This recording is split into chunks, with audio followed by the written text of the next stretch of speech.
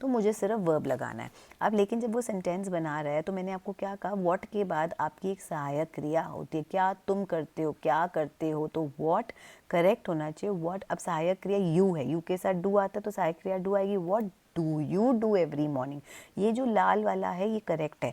What do you do every morning मतलब क्या तुम करते हो, तुम रोज सुबह क्या करते हो।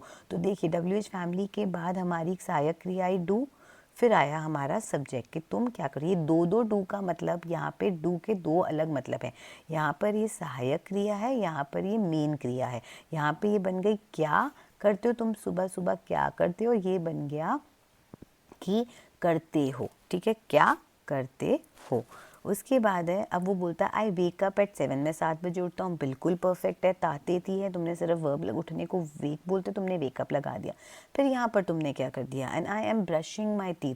अब मैं क्या तुम्हें ब्रश करते हुए देख रही हूँ, नहीं, तुम अपना टीथ ब्रश करते हो। सिंपल जो काम रोज करते हो सिंपल वर्ब लगा दो, तो ब्रशिंग नहीं होना चाहिए था, सिंपल होना चाहिए था आई ब्रश माई टीथ।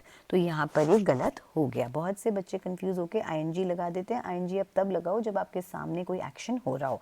आपकी नेक्स्ट स्लाइड में ऐसे ही बनाऊंगी जहाँ पे आईएनजी मिस्टेक्स होंगी, ताकि आप उसको क्लियरली कंसेप्ट को समझ सको।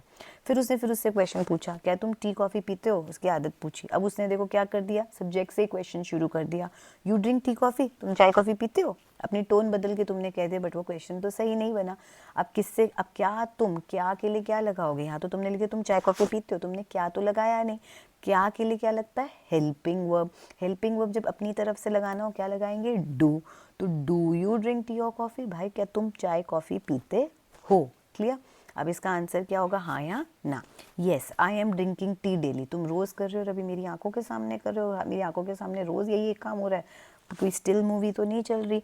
आई एम ड्रिंकिंग टी नहीं, आई ड्रिंक टी होगा, क्योंकि तुम रोज पीते हो, तो आई एम ड्रिंकिंग गलत है। I drink tea daily, my mother make it for me. अब बहुत से बच्चे यहाँ पर एस लगाना भूल जाते हैं।